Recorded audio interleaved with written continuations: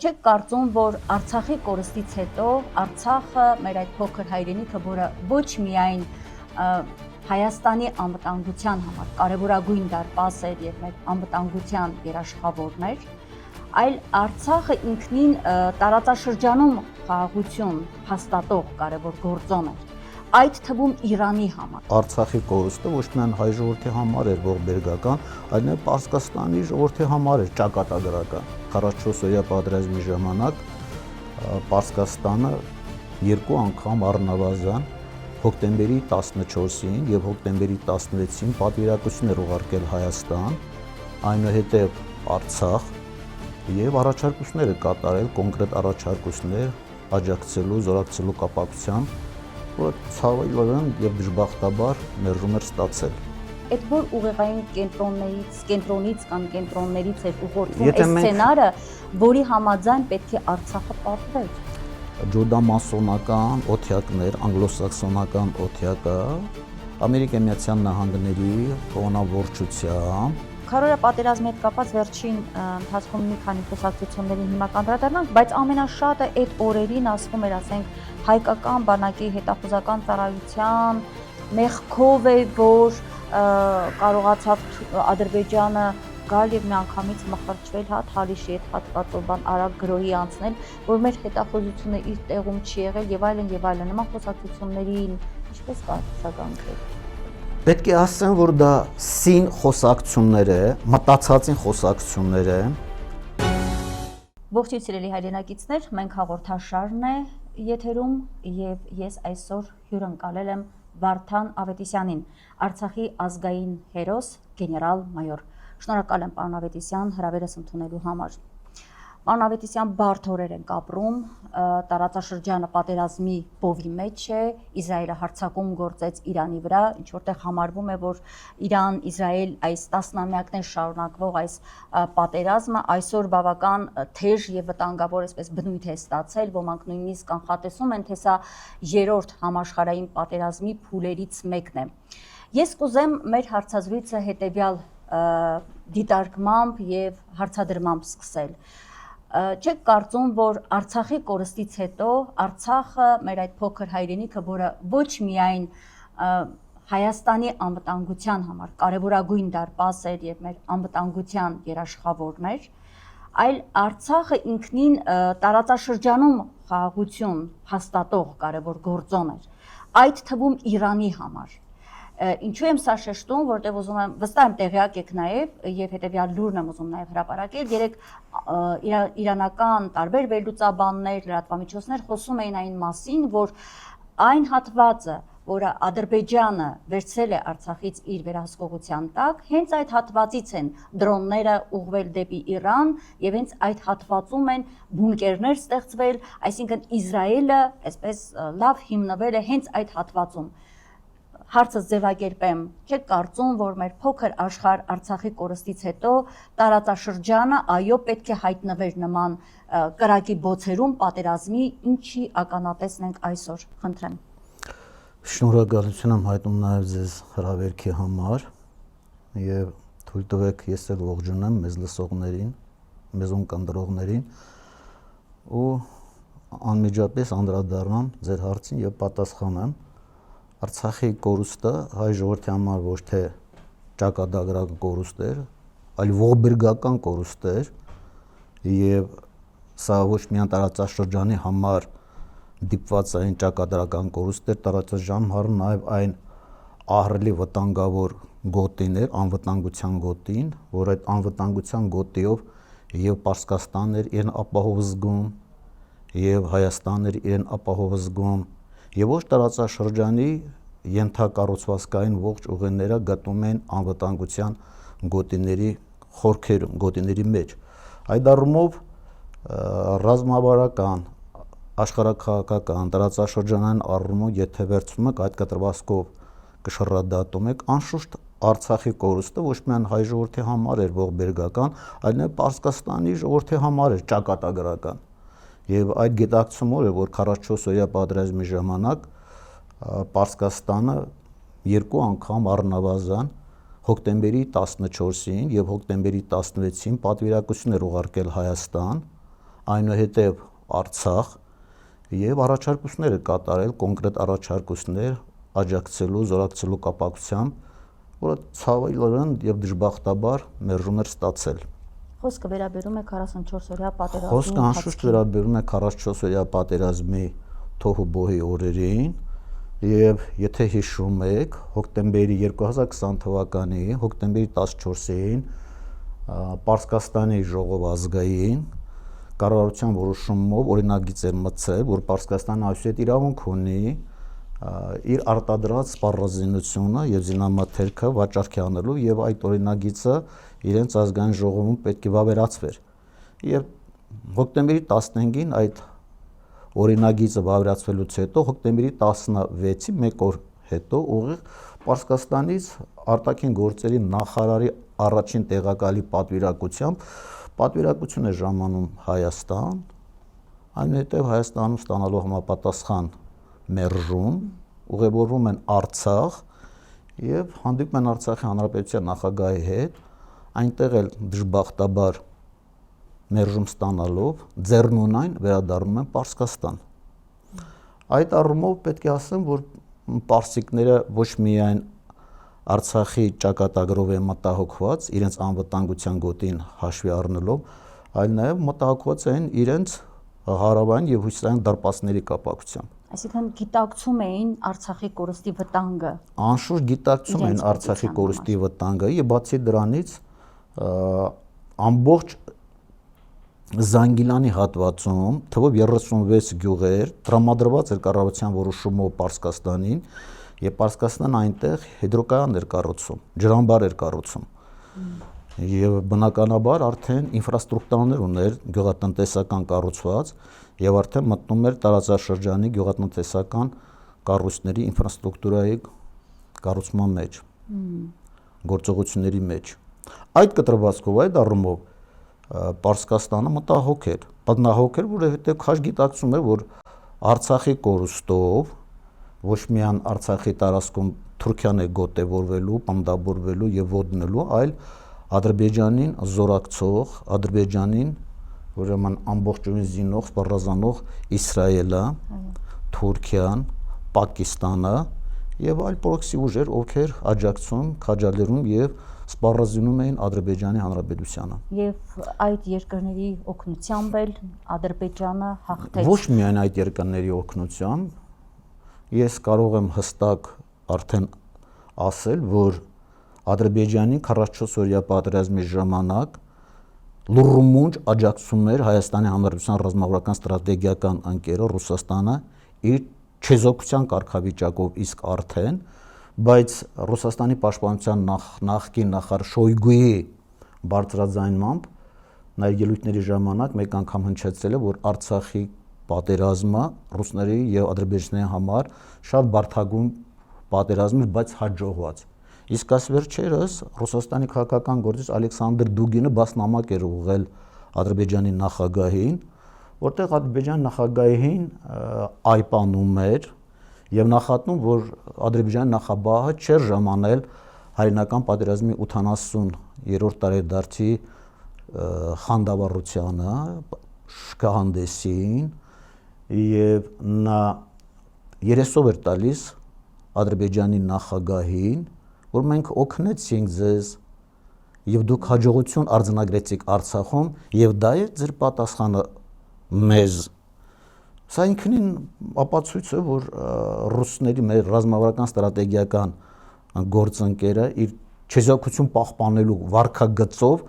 նպաստել է այդ գործողությունների, այդ ագրեսիային։ Ինչով էր այդ չեզոքությունը բանավեցան պայմանավորված։ Դա պայմանավորված է այլ հանգամանքներով, դա պայմանավորված էր 2018 թվականի Հայաստան տեղ ունեցած իշխանափոխությամբ, իշխանափոխության արդյունքում իշխանության եկած նոր քաղաքական վարչակարգը իր ենթակառուցվածքներով, իրեն զորակցող ուրեմն հասարակական կառույցներով, ովքեր օտարյակա գրանտներով սնվում էին, նրանք բացահայտ հակառուսական քարոզարշավ են սկսել Հայաստանում եւ ծառայությունակ են ենթարկում նույնիսկ Ռուսաստանի Դաշնության նախագահին։ Եթե հիշում եք, Իոնիսյան կա քաղաքական գործիչ, հասարակական կառույցի նախագահ, նույնիսկ Պուտինին անձամբ ձեռ է դառնում Վլադիմիր Պուտինին, Ռուսաստանի Դաշնության նախագահին, անշուշտ ռուսները այդ ամենին արձագանքում են այս կամ այն ձևով, բայց Ռուսաստանում, ռուսական հանրության մեջ աճող երիտասարդության շրջանում բնականաբար այդ քսմտոցները, այդ խայթոցները, այդ քննադատությունները, այդ ծաղրուծանակները ահավոր հիվանդագին էին տանում եւ Ռուսաստանի հանրության հասարակության շրջանում հակահայկական տրամադրություններ էին առաջացնում։ Բնականաբար Հայաստանում էլ հեղաշրջումից, իշխանափոխությունից հետո ահավոր մեծ ալիք առաջացավ, հակառուսական քարոզչություն բարձրացավ եւ քննադատում էին ռուսական գաղափարախոսությունը, ռուսական ներկայությունը տարածաշրջանում։ Բայց անդրադառնամ ձեր հարցին, որ միայն Ռուսաստան չէ, որ չեզոքությամբ նպաստեց Արցախի գրամանը, Արցախի բռնագրամանը, Արցախի օկուպացիային մասնակցում էր անմիջապես Թուրքիան եւ Էրդողանը այդ կապակցությամբ հայտարարություն կատարեց, որ մենք ինչպես աջակցել եւ գրավել ենք Արցախը, նույն ձև նաեւ կգրավենք Սիրիան։ Եվ այդպես էլ տեղի ունեցավ։ Արցախի բռնագրամը նպաստում էր Պակիստանը, Արցախի բռնագրամը նպաստում էր Սիրիայից հավաքագրված 2500 իսլամիստներ, Արցախի բռնագրամը նպաստում էին եւ աջակցում էին Ուկրաինից եկած թվով 200 հոգի բայրակթարների ուսումնասիրող բայրակթարների վրա փորձառություն ձեռք բերող հրահանգիչներ, ովքեր Արցախում Ադրբեջանի կողմից ներգրաված են իբրև բայրակթարների վրա վարժանքներ կատարել եւ բայրակթարները իրական առումով հայերի վրա կիրառելու փորձառությանը։ Եվ նրանք էլ այդ կտրվածքային մասնակցում Ուկրաինայի ժամանած թող այդ 200 հոգի հրանգիչները մասնակցում են Արցախի բռնագրամանը նաեւ այլ ուրեմն խմբավորումներ, Աֆղանստանից եկած թաքուն խմբավորումներ եւ այլ հրահանգիչներ։ Մենք դրանք գործիքներն էին, պարոն Ավետիսյան, գործիքներն էին դրանք։ Ես ուզում հասկանալ, այդ որ ուղեղային կենտրոնից կամ կենտրոններից էր ուղղորդվում այս սցենարը, որի համաձայն պետք է Արցախը պարտվեր։ Մենք եթե վերցնում ենք ուղեղային կենտրոնները եւ գործող ուրեմն կենտրոնները աշխարհաքաղաքական եւ տարածաշրջանային առումով պետք է հստակ արձանագրենք ջուդամասոնական օթյակներ, անգլոսաքսոնական օթյակը, Ամերիկայի Միացյալ Նահանգների հովանավորչությամբ եւ պետք է ասել, որ ՆԱՏՕ-ն այստեղ նաեւ դերակատարություն ունեցավ հանձինս Թուրքիայի, հանձինս Իսրայելի։ Այնպես որ այդ օջախները հստակ ընդգծված գործում էին եւ պատահական չէ, որ 44 օրյա պատերազմի ժամանակ ոչ մի եվրոպական մեծ պետությունից քննադատական խոսք չհնչեցվեց բռնագրաման, օկուպացիայի վերաբերյալ եւ ընդհանրապես չքննադատեցին, այլ ճիշտ հակառակ, ես կարող եմ ավելացնել, որ նախապատրաստական փուլում Արցախի բռնագրաման թվով 57 երկրներից լրատվամիջոցներ են հավաքել եւ Գյանջայում կենտրոնացրել էին նախապես նրանց նախորդ տեղեկատվական քարոզչական համապատասխան աշխատանքներ իրականացնելով, նախապատրաստելով,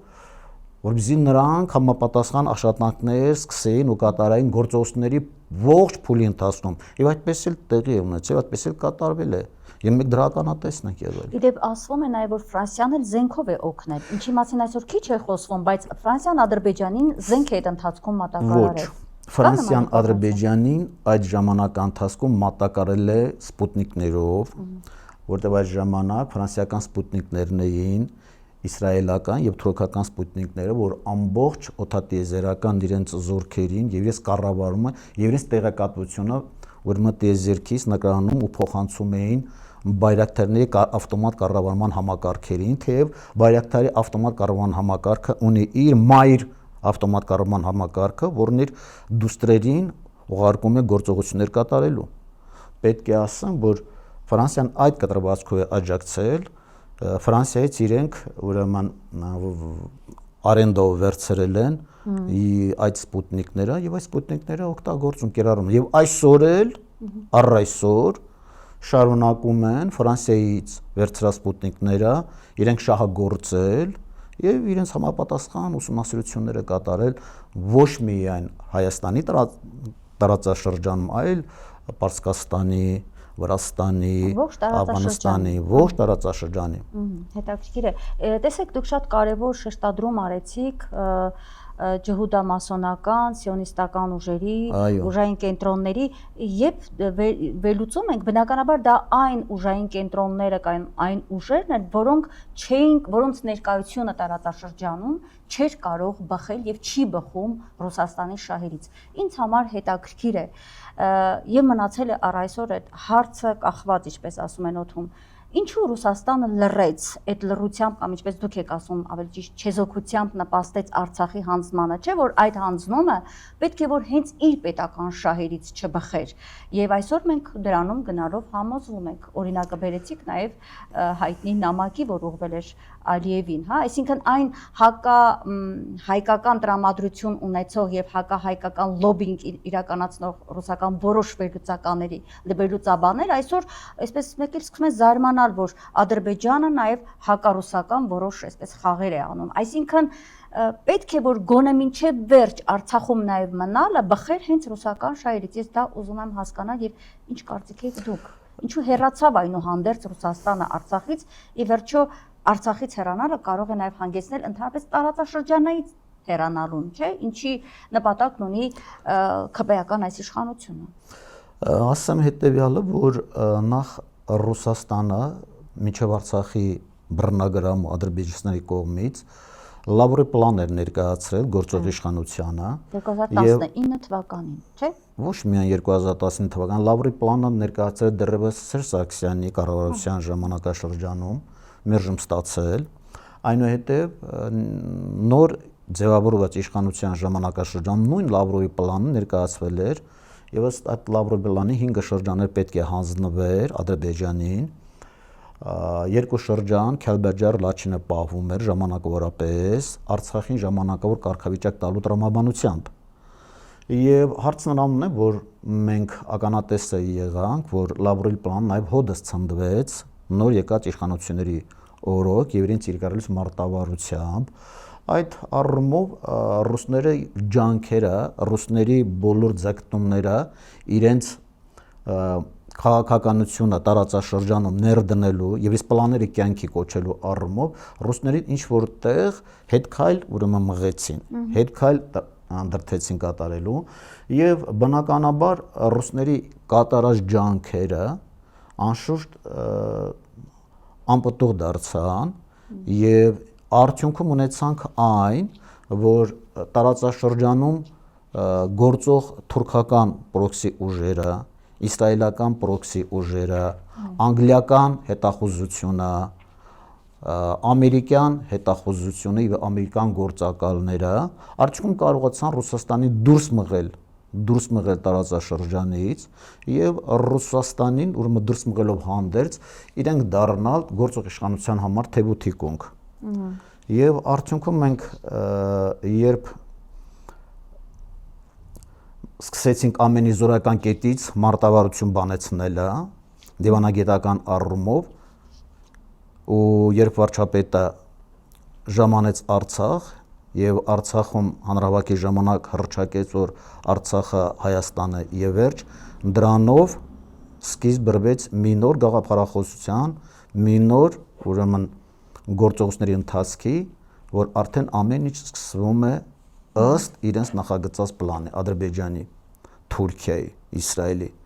եւ բնականաբար արդյունքում ունեցանք այն,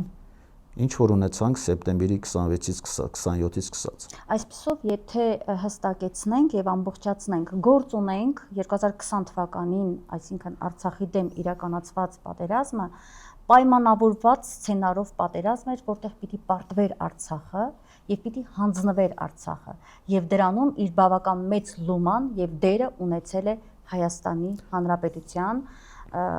ՔՊ-ական իշխանությունը։ Կարող ենք այդպես ասել։ Ես չեմ կարող հավաստել, որ պայմանավորվածություն կար։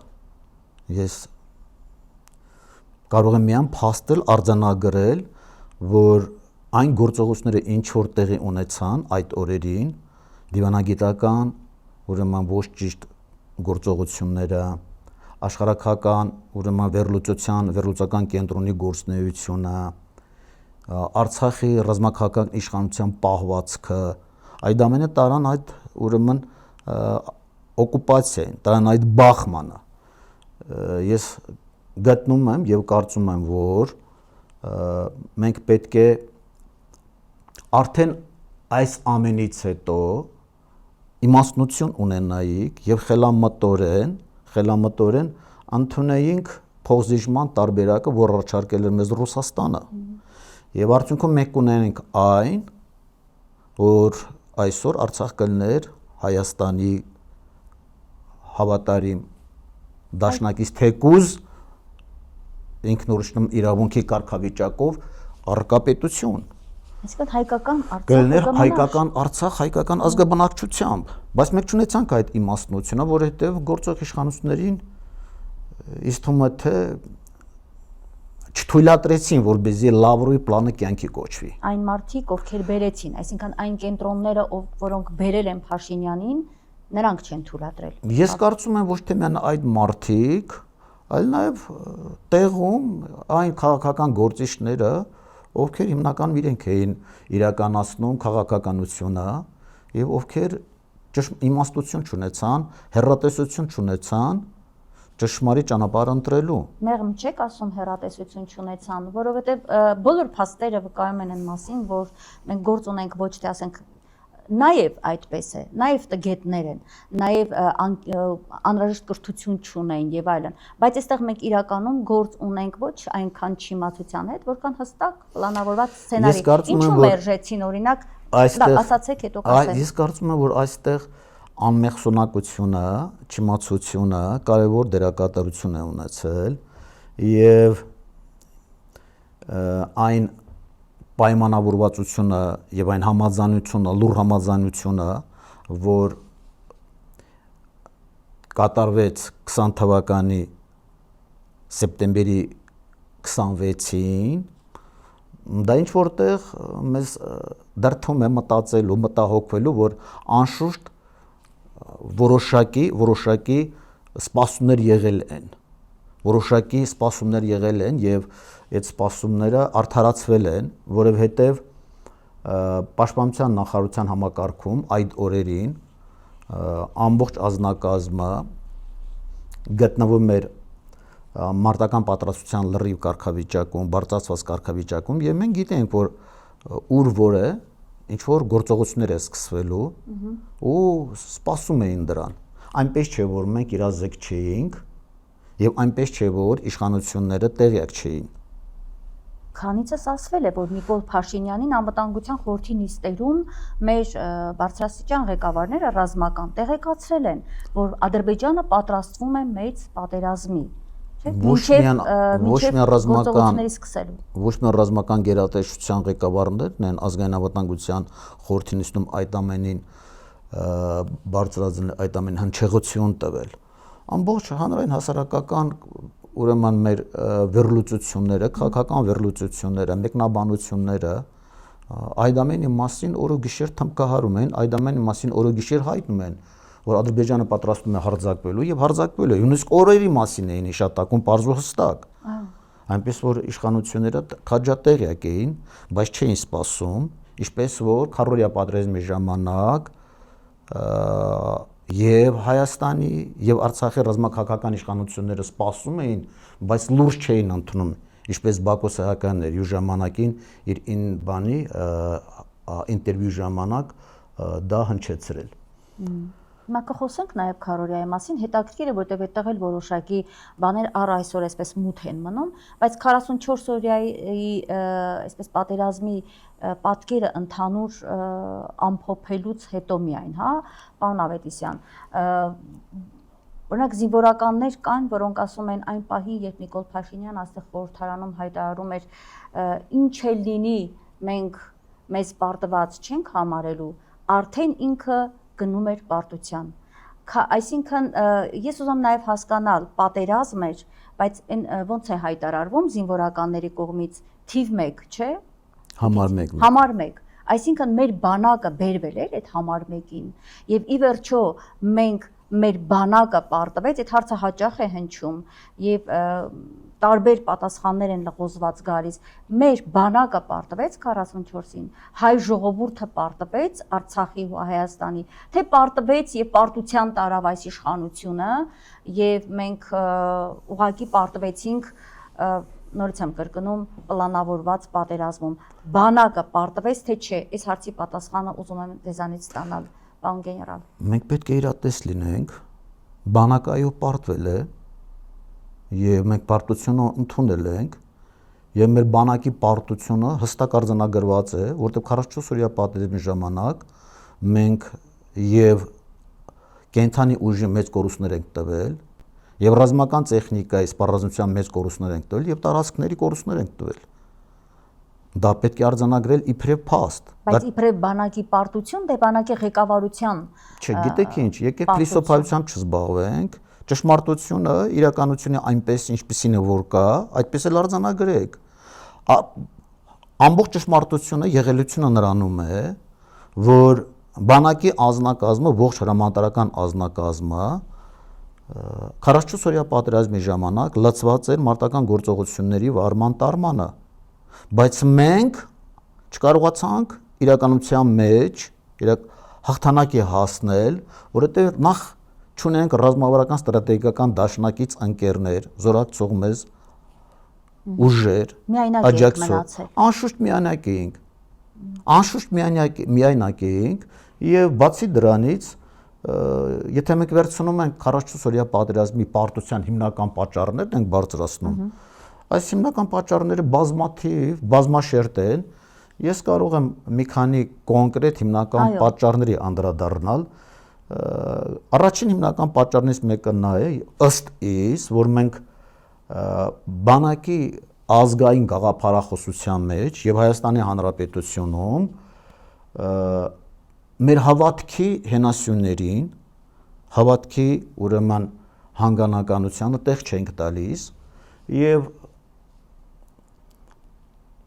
արդյունքում մեր բանակի գաղափարախոսության մեջ թեև ունեինք հոգեվոր ծառայություն, թեև ունեինք գաղափարախոսություն, այդ գաղափարախոսությունը անպտղատու, անարդյունավետ գաղափարախոսություն էր, որովհետև բանակում մինչև 20 թվականի 44 օրյա պատերազմը իրականացված այսպես կոչված բարեփոխությունները, այդ բարեփոխությունը ոչ այլ ինչ էին, եթե ոչ կազմաքանդում։ Ինչպես օրինակ, պարզաբան եմ, երբ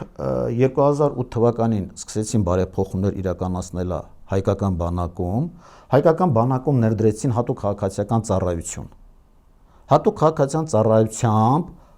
հայկական բանակը միատար, միակազմ, կենտրոնաձիգ բաղադրիչից վերածրեցին բազմատար կենտրոնախույս կառույցի։ Եվ արդյունքում մենք ունեցանք այն, որ ամբողջ ազնագազմը զինված ուժերի եւ կենտրոնական ապարատը բաժանվեց քաղաքացիական մարդկանց եւ զինվորականների։ Եվ արդյունքում եթե մենք ունեինք օրինակի կոնկրետ օրինակով բերեմ, օրինակ 100 հոգի զինվորական, 100 հոգուց 30 հոգի, 40 հոգի դարձան հատուկ քաղաքացիական ծառայողներ, այն 50 հոգին մնացին զինվորականներ։ Եվ այդ տարիների ընթացքում 2008 թվականից սկսած մինչև 2020 թվականը այդ զինվորականները անդադ ծաղրոցանակ են ենթարկում այդ հատուկ քաղաքացիական ծառայողներին,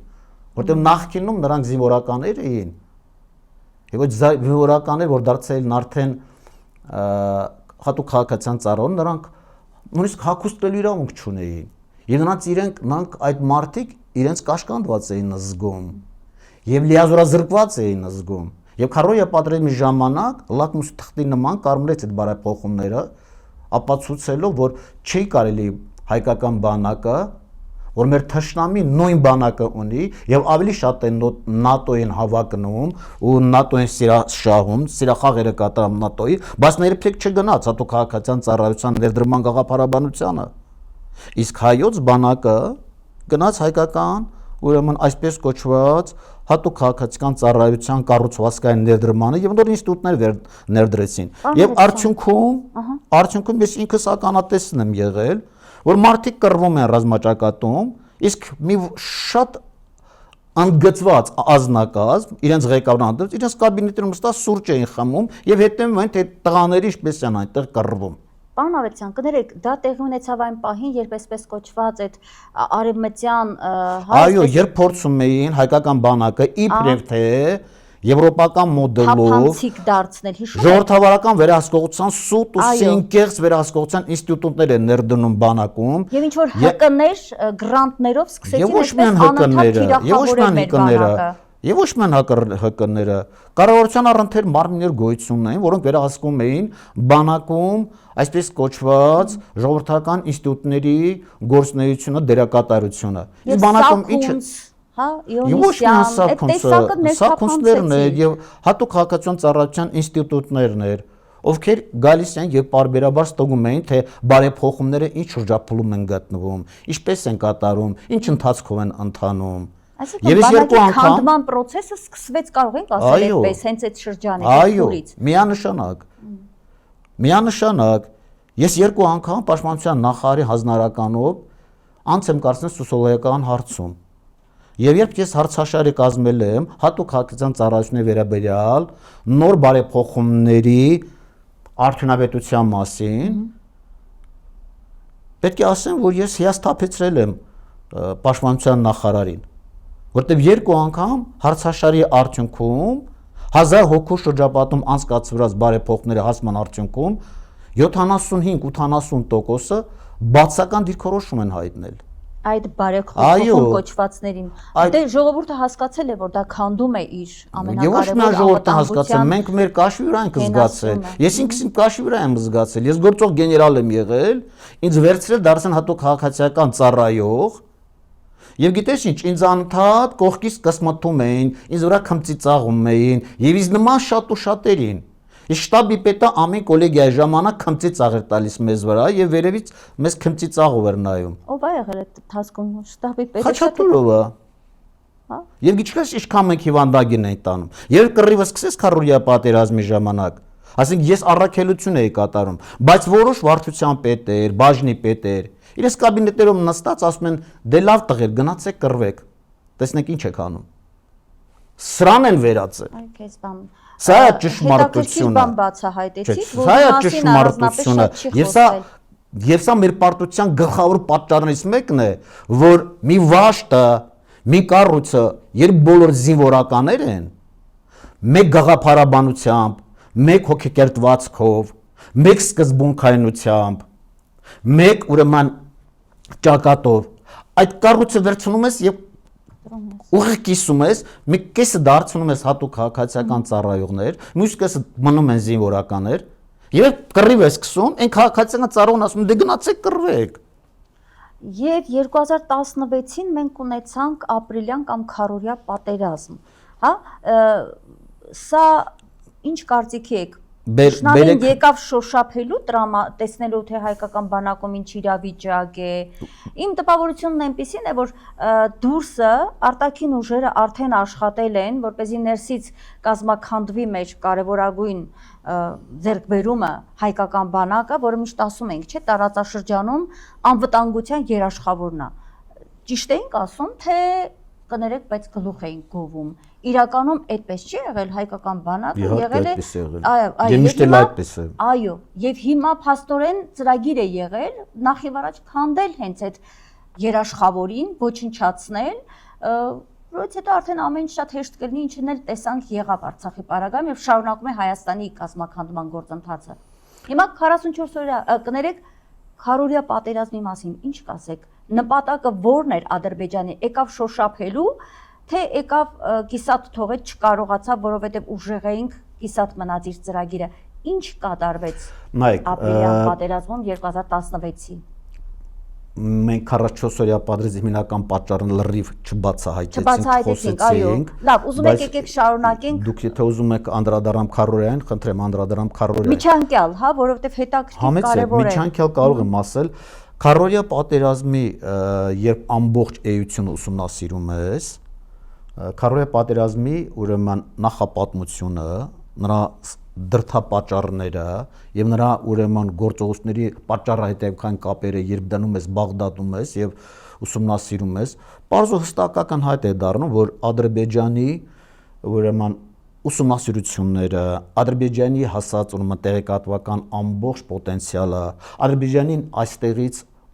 այլ տեղերից ուղարկած տեղեկատվական ուրեմն ամբողջ իրազեկվածությունը հասցրել են նրան եւ նրանց ուսումնասիրությունը, որ Հայաստանի Հանրապետությունում հանրությունը, հասարակությունը այն աշճանի է պարակտված եւ այն աշճանի է ուրեմն կազմաքանդված, որ եւ բանակիում իրականացվող բարեփոխումներն էլ անշուշտ, որ բանակում մի մասը դարձել են հատուկ քաղաքացիական ծառայողներ, մյուս մասը մնացել էր զինվորական, այս ամենը Ադրբեջանին հիմքեր էր տալիս, որ իրենք կարողանան արագի մեջ իրականացնել բլիցկրիգ 3-4 օրվա մեջ գրավելու ամբողջ Արցախի հարավային եւ հյուսիսային առաջնագծերը եւ դրա արդյունքում ստիպելու հայկական կողմին բանակցությունների գնալու կամ էլ հաջողության պարագայում իրենց հարձակումը զարգացնելու դեպի խորքերը եւ ինչ տեղի ունեցավ իրականության մեջ։ Իրականության մեջ Ադրբեջանը իր հաշվարկներում չարաչար սխալվեց, որովհետև այդ բարեփոխումների ընթացքում, երբ այդ հզոր գունդը, երկաթյա գունդը, հայկական բանակը, որ կիսված էր երկու մասի, մի մասը, ասենք, խմոր էր, իսկ մյուս մասը երկաթյա գունդ էր, այդ խմորը ընդամենը նայում էր կողքից, այն կիսված երկաթյա գունդը ի վիճակի եղավ կիսով չափ Ադրբեջանին այնպես հարվածելու, այնպես դիմագրավելու, այնպես ուրեմն պատասխան տալու, որ նրանք 3-4 օրից հետո եւ Հայաստանից ուղարկած կամավորական ստորաբաժանումների հետ միասին ստիպեցին Ադրբեջանին խոճապար փախուստի մատնելու, հատկապես հյուսիսային բնագծերում, հատկապես Մանդաղից, Թալիշ, Շահումյան այդ բնագծերում, որտեղ ադրբեջանցիների ստորաբաժանումները ընկրկեցին հայկական ստորաբաժնումների հատուկ ծառայության, հատուկ գնդի ծառայության ստորաբաժնումների իրականացած մարտավարական գործողություններին եւ արդյունքում տղաների իրականացած փայլուն ռազմավարության մարտավարության արդյունքում ոչնչացրեցին Ադրբեջանի ուրեմն գրոհած ստորաբաժանումներին, նրանց շպրտեցին, ետ վերցրեցին գրաված հենակետերը եւ խոճապար ադրբեջանցիները փախչում էին Թալիշի դիմացի գյուղի Թափ Կարակոյլու գյուղից։ Եվ ահավոր խոճապ էր սկսվել, եւ այդ խոճապը ուրեմն եթե մենք այդ խոճապին հետևենք եւ թույլ տային, որ հյուսիսային բնագծով մեր հարձակումը խորացնելու, անշուշտ մենք այդ ժամանակահատվածում չեն բացառում, որ հասնենք նույնիսկ Միրբաշիր։ Բայց Ադրբեջանի նախագահը դիմելով Ռուսաստանի Դաշնության նախագահին, Ռուսաստանի Դաշնության նախագահը միջամտել Հայաստան Հանրապետության նախագահին, եւ Հայաստան Հանրապետության նախագահը ապրիլի 6-ին քարորիա պատերազմի ժամանակ ապրիլի 7-ին 8-ին դիմել գլխավոր շտաբին, պաշտպանության նախարարին, որ դադարեցնել։ Եվ մենք դադարեցրել ենք հարձակողական գործողությունները, միայն իրականացնում ենք հերրահար հարվածի գործողություններ։ Այսինքն Ադրբեջանը ապրիլյան 4-օրյա պատերազմի ժամանակ չհասավ իր ծրագրին, չհասավ իր նպատակին, եւ մենք այստեղ մի բաց կա թիրախային կողմ, որ հարային բնագծում մենք ունեինք կորուստ Թափ Կարակոյլու հատվածը, լալա թեփե են ասում նաեւ, գրեթե 800 կիլոմետր, 800 հեկտար տարածությամբ, այդ բարձունքի հատվածում մենք կորուստ ունեցանք։ Այո, մենք ընդհանուր առմամբ ունեցել ենք 128 զոհ այդ ընթացքում։ Բայց ադրբեջանցիներն ավելին, չէ՞։ Ադրբեջանցիները ավելին են ունեցել, երրապատիկն են ունեցել ադրբեջանցիները, ադրբեջանցիները նաև ունեցել են սպառազինության եւ տեխնիկայի եւ ուղղաթիռի խոցում։ Իսկ մենք պաշտպանության նախարարության ռազմաքաղաքական ղեկավարությունը ենթարկվելով Հայաստան Հանրապետության նախագահի պահանջին չիրականացրեցինք հետգրավման գործողությունների ընթացքավորումը եւ հարավային մասում մենք հակագրող չձեռնարկեցինք։ Ասվում էր, որ դա կարող էր այլունոտ լինել նոր զոհեր Այո, հենց պատճառաբանությունը միայն ու միայն դա է, որ ավելորդ զոհեր մեզ պետք չեն։ Եվ այդպես էլ դրանով էլ բավարարվեցին։ Թեև լուրջ տարաձայնություններ կար այս ժամանակ Մանվել Գրիգորյանի, գեներալ Մանվել Գրիգորյանի, նրա ստորաբաժան եւ այստեղից թվով 32 ջոկատի կամավորական ջոկատի հրամանատարների եւ մեր ուրեմն պաշտպանության ռազմական ղեկավարության հրամկազմի միջև, որտեղ այդ տղաները պահանջում էին կամավորականները, որ պետք է արձակվենք։ Ռազմական տեսակետից գուցե պետք էր։ Անշուշտ պետք էր այդ ժամանակ։ Ես կարծում եմ, ես գտնում եմ, որ պետք է հյուսիսային հատվածով մենք խորացնենք մեր հարձակումը, հասնենք մինչև Միրբաշիր։ Ես ստիպեինք Ադրբեջանին, որ ինքը ընդուներ մեր արդեն պահանջները, որտեղ այդ ժամանակ Ադրբեջանը չուներ բայրակթար, չուներ այն սպառազինությունը, որ ձեռք էր բերել 44-օրյա պատերազմի ժամանակ, եւ նրա նկարտումները հոդս ցնդեցին, որտեղ նրանց կատարած ուսումնասիրությունները, նրանց կատարած հետազոտությունները, ինչպես Հայաստան Հանրապետության քաղաքական կյանքում, հասարակական հանրային կյանքում, ինչպես մեր ռազմաքաղաքական, մեր կառուցվածքների ուսումնասիրության արդյունքում հոդս ցնդեցին։ Այսինքն այդ ժամանակ Ադրբեջանը պատրաստ չէր հաղթել, իսկ Հայաստանը թույլ չէր տա պարտվել։ Մենք կարող ենք դա արձանագրել։ Այսինքն այդ ժամանակ Ադրբեջանը ոչ թե պատրաստ չէր հաղթել, Ադրբեջանը ձգտում էր եւ պատրաստ էր հաղթանակի հասնելու։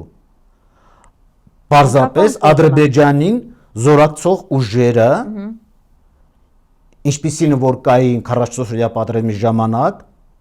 այդ զորակցող ուժերը առկա չէին իրենց ստորաբաժանումներով, իրենց համալրումներով, իրենց աջակցող զորակցող տեխնիկական կրակային միջոցներով, ինչպիսին է որ առկա էր 44-օրյա պատերազմի ժամանակ։ Այդ ժամանակ նմանապես գործում են իսրայելական հրահանգիչները, որտեղ նրանք ունեին ԱԹՍ-ներ, բայց չունեն հարվածող ԱԹՍ-ներ։ Այդ ժամանակ գործում են թուրքական հրահանգիչները, բայց չունեին այդ պոտենցիալ ուժը, որտեղ չէին ուրեմն պլանավորել, որտեղ կարծում են, որ հայկական ստորաբաժանումները այդ ժամանակաշրջանում այն աստիճանի, այն մակարդակի են թույլ, որ Ադրբեջանի արկա ուժերով եւ այս երկու պրոքսի երկրների հրանգիչների կառավարմամբ իզորու կլինեն առաջնագիծը գրավելու հարավային հյուսային բնագծերում։ Այդտեղ սխալվեցին։ Այդտեղ էլ իրանք ուրեմն սխալվեցին։ Շատ լավ, պարոն Ավետիսյան, քարորիա պատերազմի հետ կապված վերջին ընթացքում մի քանի խոսակցություններին հիմա կանդրադառնանք, բայց ամենաշատը այդ օրերին ասվում էր, ասենք, հայկական բանակի հետախուզական ծառայության մեղքով է, որ կարողացավ Ադրբեջանը գալ եւ միանգամից մխրճվել Թալիշի այդ հատվածով բան արագ գրոհի անցնել, որ մեր հետախուզությունը իր տեղում չի եղել եւ այլն եւ այլն։ Նման խոսակցություններին ինչպես կարձագանքեք։ Պետք է ասեմ, որ դա սին խոսակցություններ է, մտածածին խոսակցություններ է, որբիզի անհաջողությունները այդ ժամանակվա բարթեին միայն ու միայն հետախուզական ստորաբաժանումների հետախուզական ծառայության վրա։ Որովհետեւ նախքարորիա պատերազմի սկսելը ես պետք է շատ մարդկանց հիասթափեցնեմ, շատ մարդկանց վրա սառը ցնցողի տպավորություն թողնեմ, որ դեռևս փետրվար ամսից Պաշտպանության նախարարության հետախուզական վարչությունը, հետախուզական վարչության պետը իր խորհրդակցությունների ժամանակ զեկուցումներ իրականացնում, որ թշնամին պատրաստվում է գառնան վրա իրականացնելու հարձակողական գործողություններ։ Եվ խորհրդակցությունների ժամանակ նիստերի կլոր դահլիճում հետախուզության վարչության պետը գրավոր զեկուցումով 1-2 անգամ զեկուցել է պաշտպանության նախարարին եւ առաջարկություն է կատարել, որ առաջարկում է երկու բնագծերում հատուկ նշանակության ստորաբաժանումներից առանձին գումարտակներ տեղակայելու առավել վտանգավոր թիրախային անցողիկ կետերում։ Պաշտպանության նախարարը իր համաձայնությունը տվել է եւ հետախուզական վարչությունը իր ենթակա ստորաբաժանումներով այդ առաքելությունը կատարել եւ համապատասխան բնագծերում տեղակայել է ուրեմն իր ստորաբաժանումները։ Փետրվարի վերջին 24-ին փետրվարի խորհրդակցության ժամանակ հետախուզության վարչության պետը վերստին զեկուցում է, որ թշնամին պատրաստվում է Գառնան վրա իրականացնելու ըստ իրենց տեղեկության հարձակում։ Եվ հարձակման կարևորագույն գլխավոր ուղղությունները բնագծերը նշել է կոնկրետ։ Պաշտպանության նախարարը այդ ժամանակ խորհրդակցության ժամանակ հետախուզության վարչության պետին առաջարկություն կատարեց, որ առաջարկում եմ առանձին նեղ կազմով այդ թեմայով խոսենք եւ ոչ թե նիստերի կլոր դահլիճում 50-60-70 հոգու մեջ։ Եվ այդ խոսակցությունը կատարվել է մարտ ամսի սկզբին։ Հետախուզության վարչության պետը Պաշտպանության նախարարին իր ստացած հետախուզական տվյալներով գրավոր փաստացի տեղեկություններով ներկայացրել է ողջ իրավիճակը, որ իսկապես Ադրբեջանը պատրաստում է հարավային ուղղությամբ, այս բնագծերով, Լալա Իլագլիի բնագծով, հյուսիսային ուղղությամբ Թալիշ 7-րդ պաշտպանական շրջան իրականացնում ներթափանցում։ Իրականացնում թեպարսում ռազվեդկա զբոյում, այդպես են ասում, դիվերսիոն հետախուզական հարձակում, եւ Պաշտպանության նախարարը համապատասխան միջոցառումներ է ձեռնարկել, համապատասխան հանձնարարություններ տալով եւ համապատասխան կառույցներ սկսել իրենց համապատասխան հանձնարարականները ստանալուց գործողություններ իրականացնել։ Պաշտպանության նախարարության մարտ ամսվա ավանդական ամենամյա խորհրդակցության ժամանակ մարտի 20-ին Պաշտպանության նախարարության հետախուզական վարչության պետը եւս մեկ անգամ գրավոր զեկուցագիր է ներկայացնում, որ թշնամին ամբողջովին պատրաստ վիճակում է եւ սպասում է արդեն թույլտվության իրականացնելու համապատասխան գործողություններ։ Պաշտպանության նախարարին առաջարկություն է կատարում խորհրդակցության ժամանակ գեներալ Արշակ Կարապետյանը այդ ժամանակ, որ թույլ տուր մենք էլ մեր համապատասխան գործողությունները կատարենք եւ թույլ տուր որպեսզի ինքը ժամանի բնագծերը եւ անձամբ ուսումնասիրություն կատարի համապատասխան հանձնարարականներ կատարելու համապատասխան հանձնարարականներ տալով։ Պաշտպանության նախարարի թույլտվությունը ստանալուց հետո 10-15 օրից հետո Արշակ Կարապետյանը նորից վետ վերադառնով Պաշտպանության նախարարությունում անց են կացվել հրատապ խորհրդակցություն նեղ կազմով։ Հրատապ խորհրդակցության ժամանակ Արշակ Կարապետյանը նորից գրավոր ներկայացրել է, որ Պաշտպանության նախարարության արդեն Ադրբեջանի որոշման համաձայն երկու բնագծերում կուտակված իրենց ուժերի կրակային միջոցների շնորհիվ ապրիլ ամսի ապրիլ սկզբների նախապատրաստում է Ադրբեջանի հարձակումը։ Եվ մարտի 31-ին շաբաթ օրը Արշակ Կարապետյանը գալով պաշտպանության նախարարությունը հրավիրում օպերատիվ վարչության պետին, հրավիրում է ինձ ու հայտնում, որ ապրիլի 1-ին կամ ապրիլի 2-ին թշնամին հարձակվելու է։ Եվ ամբողջ ազնագազմով բարձրած մարտական պատրաստության լրիվ աշտանակարգ ենք հայտարարում իր ենթակա ստորաբաժանումներին, իսկ ապրիլի 1-ի օրվա ընթացքում Արշակ Կարապետյանը արդեն զեկուցում է գլխավոր շտաբի պետին երեկոյան կողմ, որ լուսադեմին ադրբեջանցիները հարձակվելու են։ Եվ գլխավոր շտաբի պետը այդ ժամանակ բնականաբար լրատվամիջոցները այնքան են քննարկել, գտնվում էր իր ազնական հանգստատեղ, որտեղ որ խաղում էր, բան էր խաղում։ Խաչատուրովը, այո։ Բայց դա իրականության համապատասխանում է։ Ուրեմն Խաչատուրովը հանձնարարություններ է տալիս, Արշակ Կարապետյանը նորից գալիս է օպերատիվ վարչության պետի հետ, զանգահարում են Պաշտպանության բանակի օպերատիվ վարչության բաժնի պետին, հերթապահին եւ զգուշացնում են, որ թշնամին լուսադեմին հարձակվելու է։ Կանչել են տալիս Պաշտպանության բանակի հրամանատարին Մնացականան Լևոնին երեկոյան ժամի 10-ին, 10:30։ Մնացական Լևոնը գալիս, ուսումնասիրում է բաները, ստացած տեղեկատվությունը եւ բարձրանում նախագահական։ Հանդիպում Բակո Սահակիչի հետ, հավաքում են 4-5 հոգով այնտեղ քննարկում իրավիճակը, Արցախի նախագահը հանձնարարական է տալիս մնացականն Լևոնին, ժամը 1:30 գիշերվա ցրվում են։ Պաշտպանության բանակի հրամանատարը գալիս է իր համատարական կետը, մշտական տեղակայման վայրը եւ համապատասխան հանձնարարականներ տալիս։ Ներքին հեռախոսակապով։ Հանձնարարականները, որ լուսադեմի սպասվում է թշնամու հարձակում։ Զգուշ եղեք, զգոն եղեք, սթափ եղեք։ Եվ բան նրանում է, որ որոշ պաշտպանական շրջանի հրամանատարներ այդ ամենը ստանալով, այնուհանդերձ նրանք այդ զգուշավորությունը, զգոնությունը, զգաստությունը, սթափությունը չեն դրսևորել։ Եվ արդյունքում ունեցել ենք այն, որ ապրիլի 2-ին երկու բնագծով թշնամի իրականացրել է հարձակում։ Այսինքն անսպասելու հարձակումը չէր լինի, եթե այսինքն այստեղ անակնկալ որևէ մի բան չի եղել։ Այստեղ հանկարծակի գալու որևէ մի բան չի եղել։ Դա ինչ որ մարդկանց կողմից պատրաստված խոսույթ է եղել, որպեսզի ամբողջ համակարգում եք գտնեն մեղավորի եւ այդ մեղավորին դարձնեն խաղության նոխազ։ Հաստատ։ Եվ այդ խաղության նոխազը պետք է լիներ Արշակ Կարապետյանը։ Ես այդ օրերին Պաշտպանության նախարարի հանձնարարությամբ, գլխավոր շտաբի պետի հանձնարարությամբ գտնվում էի 5-րդ բանակային կորպուսում, որտեղ հավաքագրում էի կամավորականների, եւ այդ կամավորականները զինելով, սպառազինելով ուղարկում էի ըստ իրենց ուղենշած ուղղությունների, որպեսզի նրանք այնտեղ առաքելություն իրականացնեն։ Եվ այդ կամավորականներից ապրիլի 2-ից, 3-ից, 4-ից ես խիստ դժգոհություն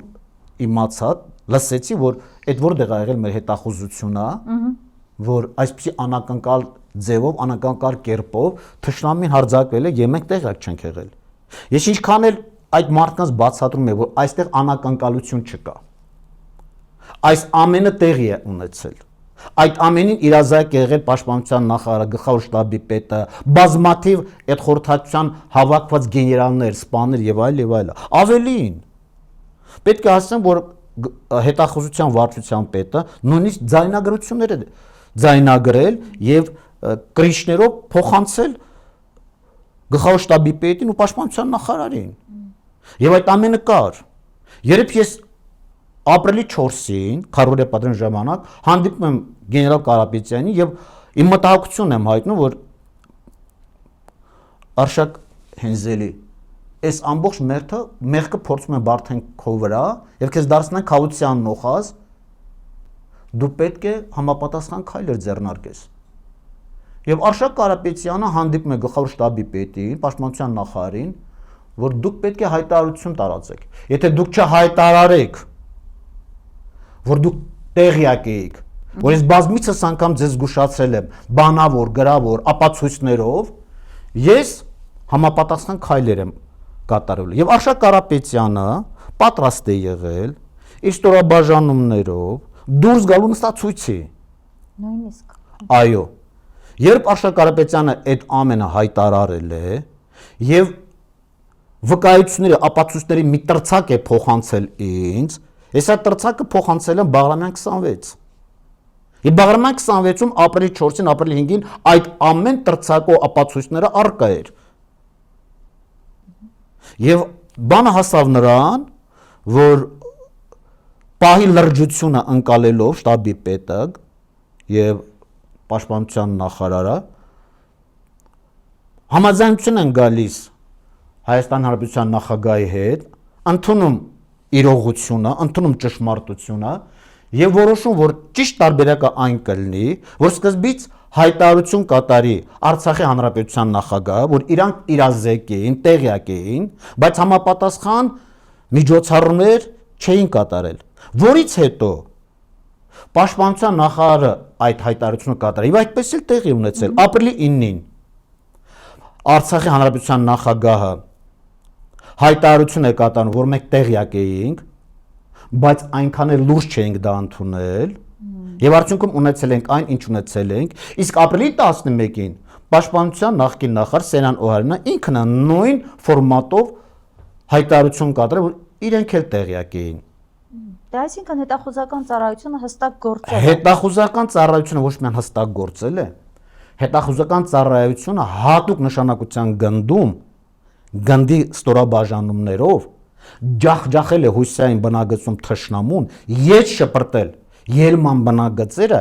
եւ պատրաստ էր շարունակելու հակահարձակում հակագրող, որի արդյունքում թշնամի խոճապար թափ կարակոլից փախչում էր դեպի Միրբաշիր, եթե թույլ տային, որ հետախուզության հատուկ նշանակության գունդը եւ նրա հետ փոխհամագործակցող կամավորական ստորաբաժանումները հույսային բնագծով գրոհը խորացնեին եւ առաջ շարժվեին, անշուշտ բոլորին ուրիշ պատկեր, ուրիշ իրավիճակ կրներ։ Եվ գուցե 44 օրյա պատերազմի ժամանակ իրավիճակը բոլորովին այլ է։ Ես կարծում եմ, որ նույնիսկ 44 օրյա պատերազմ չէր լիներ։ Նույնիսկ այդ Ոչ թե նույնիսկ դա, եթե մենք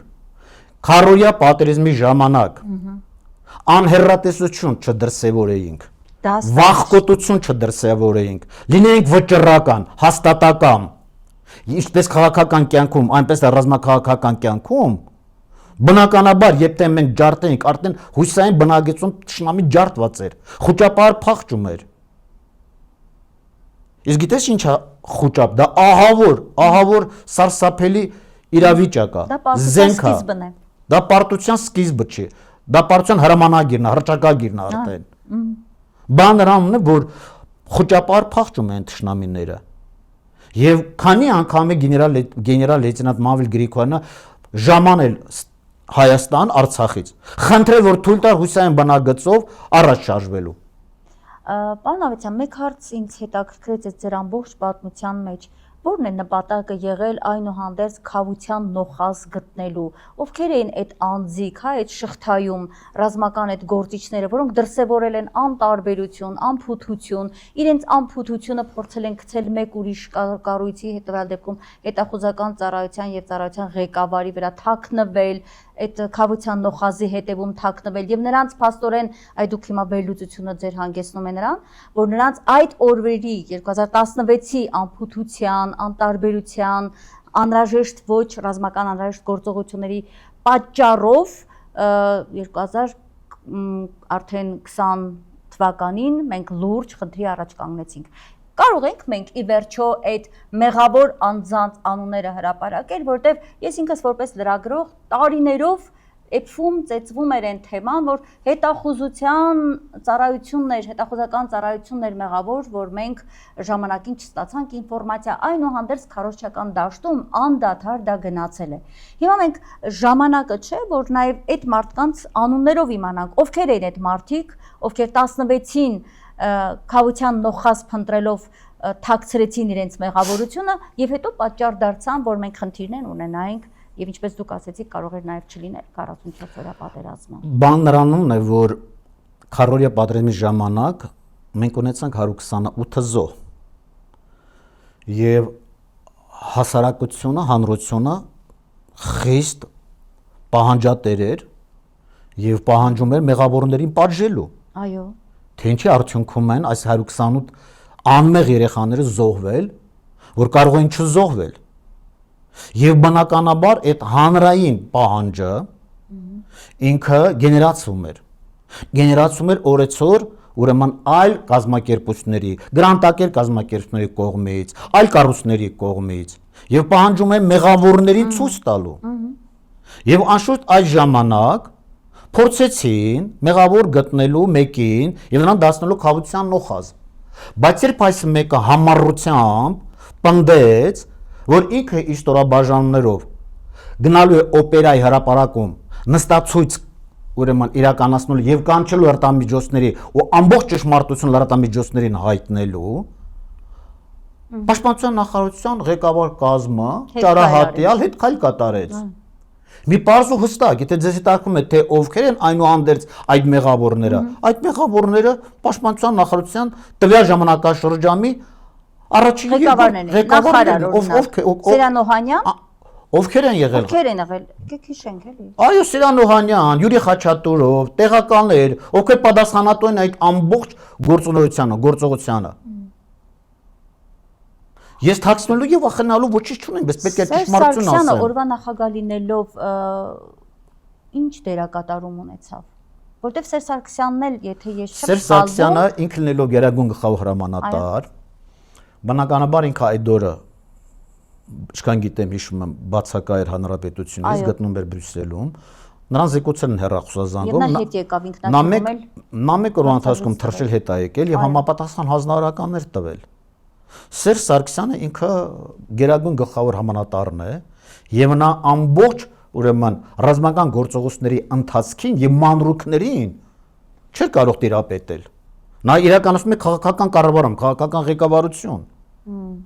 Եվ նա բնականաբար վստահում էր իր նախարարի, իր գլխավոր շտաբի պետին, նախարարի տեղակալներին, գլխավոր շտաբի պետի տեղակալներին։ Եվ Սերժ Սարգսյանը երբ եկավ խորհրդակցության եւ խորհրդակցության ժամանակ բոլորին ոտք է կանգնեցրեց եւ բոլորից պատասխանատվություն էր ակնկալում եւ պահանջում։ Որոշ մարդիկ կմկմացնում էին։ Որովհետեւ իրականության մեջ, եթե ընդունեն հետախուզության վարչության պետի մտավախությունները, ահազանգերը, ներկայացրած փաստնյութերը եւ այդ երկու ուղղություններում համապատասխան նախականխիչ կանխարգելող գործողություններ իրականացնեն կամ էլ կրակային պարկեր պատրաստեին մարտավարական կրակեր եւ թշնամուն թույլ տային ներքաշելու կրակային պարկերի մեջ ու այդ պարկերի բերանները փակելու ոչ չասնու թշնամուն բնականաբար ոչինչ չլներ մենք ունենանք այլ պատկեր այո բայց այդ ժամանակաշրջանի ղեկավար կազմը հետևություններ չի կատարել հետախուզության վարչության պետի գրավոր բանավոր ներկայացրած ահազանգերից Շնորհակալ եմ պարոն Ավետիսյան, շատ կարևոր մեր պատմության կարևոր մի էջ բացեցիք, շատ կարևոր է, որտեղ քարորիա պատերազմի հետ կապված միշտ կար այդ հարցականը, ի վերջո ինչու, ինչ ընթացք եղավ, ովքեր էին մեղավորները եւ այլն։ Եթե կա դրա հետ կապված շարունակություն, խնդրեմ ամփոփեք։ Բանն նրանն է, որ այս վերջերս փորձում են ճշմարտությունը նենգափոխել։ Եվ լրատվամիջոցներում հայտնում են մարդիկ քաղաքական գործիչ, իրենց պատմաբանել հռչակած եւ փորձում են նույն ուրեմն ջուրը ծեծել, նույն նախքին ծեծված ջրով, նույն նախքին ծեծված մեթոդաբանությամբ, գաղափարախոսությամբ, որը իրականության հետ լուրջ աղերսներ ունի։ Ովքեր են այդ մարդիկ իշխանության։ Ոչ։ Այս վերջերս Գագիկ Սաֆարյան քաղաքական գործիչ կա, պատմաբան։ Այս վերջերս Օհանյան Սերյանից են հարցումներ կատարում, որ ինչ կասեք քարորիա պատերազմի վերաբերով այս ուղղությամբ։ Այնպես որ այդ թնջուկը փորձում են նորից հասկանում ես թնջուկ անդադ ջարդել կամ անդադ այդ թնջուկ այդ Պանդորայի արկղը բացել, բայց եք տեսնում։ Անշուշտ։ Ու ինչի հետ կապված։ Անշուշտ միտում եմ տեսնում, որովհետև միտումը կապված է, որ Արշակ Կարապետյանը արդեն մտել է քաղաքական գործունեություն է ծավալում եւ հայտ է ներկայացնում իր քաղաքական առաքելության վերաբերյալ, բնականաբար Արշակ Կարապետյանի վրա պետք է ցեղ շպրտեն եւ ասեն դու այդ ժամանակ եղել ես հետախուզության վարչության պետ, դու քո ֆունկցիոնալ պարտականությունները չես կարողացել հավուր պատշաճին կատարելու եւ արդյունքում ունեցել ենք այն, ինչ որ ունեցել ենք։ Բայց ես ասում եմ զուտ ճշմարտությունը արդարության ճշմարտության հետ առերեսվելով որևիցե մեկին պաշտպանելու ես խնդիր չունեմ եւ որևիցե մեկը ինձանից պաշտպանվելու ուրեմն խնդիր չունի ոչ Արշակ Կարապետյանը ոչ Օհանյան Սերյանը ոչ Յուրի Խաչատուրովը ոչ Սերժ Սարգսյանը ես ասում եմ այն արձանագրում եմ փաստերը այն ինչ որ իրականությունում տեղի է ունեցել քարորիա պատերազմի ժամանակ 12 օրվա մեջ 6450 կամավորական եմ ես հավաքագրել ուղարկել առաջնագիծ այդ թվում նաև այսօրվա քաղաքական իշխանությանը Նիկոլ Փաշինյանի գլխավորությամբ բայց երբ եղավ Նիկոլ Փաշինյանը Արցախում երբ որ արդեն ավարտվել էր կապ չունի շոուի նման չէ կապ չունի դա ինքը մինչև գնալը իր այս հավաքած այս ազնագազմով գնալը ապրիլի 4-ին 5-ին այցելա 2-3 հոգով Արցախ, այցելա Մարտակերտ, հանդիպելա Մարտակերտի վարչակազմի ղեկավարի հետ։ Այնպես որ ինքը միայն ու միայն այս խմբականակը հավաքելով դրա հետ նախապես նախորդ եկը գնացել է։ Ուզում եմ ասեմ, որ բացարձակապես չեմ ուզում մեկի բաները շահերը պաշտպանել, մեկին փնովել, մեկին քարակոծել։ Ես արձանագրում եմ ճշմարտությունը։ Ես ուզում առերեսվել արդարության հետ, ճշմարտության հետ։ Սա է ճշմարտությունը։ Այո։ Շնորհակալ եմ, պարոն Ավետիսյան։ Ուղղակի հետաքրքիր է, որ դուք շատ կարևոր դիտարկում արեցիք, այո, մեր քաղաքական դաշտում այդ ընդունված այսպես մոտեցում է, երբ որ տվյալ անձը որոշում է ակտիվ քաղաքականություն մտնել, տվյալ դեպքում ռազմական գործիչը, արագ փորձում են ինչ-որ այսպես պատճառներ փնտրել, ինչպես ասացիք, ցեղ շպրտել եւ դա պատահական, հետեւաբար այո, քարորիայի հետ կապված որոշ դրվագներ նորից այսպես ջրի երես հանելը եւ սխալ ձևով, հա, այսպես գլխիվայր ներկայացնելը միանշանակ քաղաքական պատվերի հոտ է գալիս։ Չգիտեմ հիմա այդ պատվիրատուն վստահ եմ այսօրվա իշխանությունների կամակատարների ձեռագիրն է անպայման, այսինքն այսօրվա իշխանությանը ձեռնտու չի, որ օրինակ Արշակ Կարապետյանը ակտիվ քաղաքական դաշտ մտնի։ Դրա համար ինչ պիտի անեն, դրա համար պիտի պատվեր կատարեն, դրա համար մարդիկ են պետք, որոնք կեղծ լրատվություն պետք է տարածեն։ Սրա հետ մենք գործ ունենք, ինչի համար շնորհակալ եմ, որ դուք բացեցիք փակագործերը։ Ես ճշմարտությունը ներկայացրեցի ձեզ եւ կարծում եմ, որ ես Արշակ Կարապետյանին պաշտպանելու կամ Նիկոլ Փաշինյան Նիկոլին քարակոծելու այդ խնդիրը, այդ բանը չկա, այդ կարիքը չկա։ Հարցը նրանումն է, որ Արշակ Կարապետյանը քաղաքական հայտ է ներկայացել, մտնում է քաղաքականություն եւ քաղաքականությունը արդեն իրականացնում, թերևս հերրահար կառավարմամբ, դա բնականաբար ցանկացած իշխանության վրա գտնող քաղաքական վարչակազմին ձեռ չի տալիս եւ բնականաբար թե պատվերներ են իրենք կատարում, թե պատվերներ են իրենք իջեցնում, ես ձեռնպահ մնամ այդ ամենից, չեմ ուզում գնահատականներ հնչեցնել, բայց բարձրաստատ պետք է ասեմ ճշմարտությունը այն է, որ հետախուզությունը տվյալ ժամանակաշրջանում փաստացի իրեղեն ապացույցներ են ներկայացրել եւ այդ իրեղեն ապացույցները տրցակով Վարդան Ավետիսյանը ներկայացրել է Բաղրամյան 26 ապրիլի 4-ի 5-ի գիշերը եւ այդ ամենը հայտնվել է այնտեղ եւ այդ ամենից հետո արդեն համապատասխան հեռախոսազանգից հետո հետևություններ են կատարել նախարարը, գլխավոր շտաբետը եւ Արցախի հանրապետության նախագահը ու համապատասխան հայտարարություններով հանդես են եկել այսքանը։ Պարոն Ավետիսյան, նորից ուզում եմ այսպես շարունակելով այդ միտքը ասեմ, մանավանդ ինչու է թիրախում հայտնվել գեներալ Արշակ Կարապետյանը, որտեղ նա այսօր հանդես է գալիս, մենք տեսնում ենք լուրջ վերլուծություններով, ընդդիմադիր դիրքերից է հանդես գալիս, բանակում տեղի ունեցող լուրջ վտանգների մասին է ահազանգում, սահմանային իրավիճակի անհանգստացնող խնդիրների մասին է բարձրաձայնում է այն մասին, որ զենք այս մարդիկ իբր զենք են գնում, բայց իրականում մեր բանակը շարունակում է ոչ թե նորմալ զենքով զինվել, այլ ինչ-որ չես հասկանում, հա, հսկայական գումարներ են ծախսվում, բայց դրա դիմաց բերվում են ոչ արդյունավետ զենք զինամթերք։ Հիմա ես ուզում հետեւյալ հարցը ձեզ տալ. ցանկացած երկիր, պետություն, ժողովուրդ կարող է պարտվել, բայց պարտվելուց հետո շատ կարևոր է, որ տվյալ ազգը, պետությունը կարողանա իր մեջքը շտկել, այնինչ մեր մոտ առ այսօր տեղի չի ունենում։ 44-օրյա պատերազմից հետո մենք պիտի ինչ անեինք, որպես գեներալ դուք վստահաբար պիտի ասեք, չէ՞ հիմա, որ պիտի ուժեղացնեինք բանակը։ Ինչ է կատարվում մեր բանակի հետ։ Այս կուզեմ հիմա մի հատ մենք այսպես հասկանանք, ամեն օր սահմանում կրակում են։ Մենք շատ լավ գիտենք թուրք-ադրբեջանական տանդեմի նպատակները, իրենք չեն էլ թաքցնում, արևմտյան Ադրբեջան են մոգոնել, մեջտեղ գցել 300-ից 400,000 ադրբեջանցիներ պիտի գան մեր մոտ բնակվեն, պիտի պոկեն մեզնից Սյունիք, իրենք բացարձակ չեն թաքցնում։ Լավ, հիմա ուզում եմ հասկանալ, ինչ ենք անում մենք, երբ արդեն ուղիղ ճակատային սահմանի հատվածի մեր բնակավայրերին կրակում է Ադրբեջանը եւ բացարձակ բացառված չէ, որ Իրան-Իսրայել էս խառնաշփոթում, եթե մի փոքրինչ իսկ թուլանա Իրանի դիրքերը, Ադրբեջանը կարող է միանգամից մեզնից պոկել Սյունիքը։ Վերադառնամ հարցիս, ինչ է անում Հայաստանի իշխանությունը 44-օրյա պատերազմից մեր կոտրված այդ մեջքը շտկելու համար, մեր բանակը վերազինելու համար։ Պետք է ասեմ, որ թույլ տվեք չհամաձայն եմ ձեզ հետ, որ մենք չենք զինվում, դա այդպես չէ։ 44-օրյա պատերազմից հետո հայկական բանակը սկսել է զինվել ու սպառազինվել։ Այլ բան է, որ այդ սպառազինությունը մեր ձեռք չեն բերում Ռուսաստանից, որտեղ Ռուսաստանը ինքը հայտնվելով պատերազմի մեջ, նա նույնիսկ իր պարտավորությունը չկատարեց, $500 միլիոն պարտավորություն, իսկ տվյալ ուրեմն մեր քաղաքական իշխան ժամանակաշրջան քաղաքական իշխանությունը, մեր բանակի եւ ռազմաքաղաքական իշխանությունը իրենք սկսեցին զենք որոնել, զենք սպառազինություն հայթաթել այլ երկրներից։ Օրինակ Հնդկաստան, Ֆրանսիա։ Ինչու՞ միայն Հնդկաստան, Ֆրանսիա։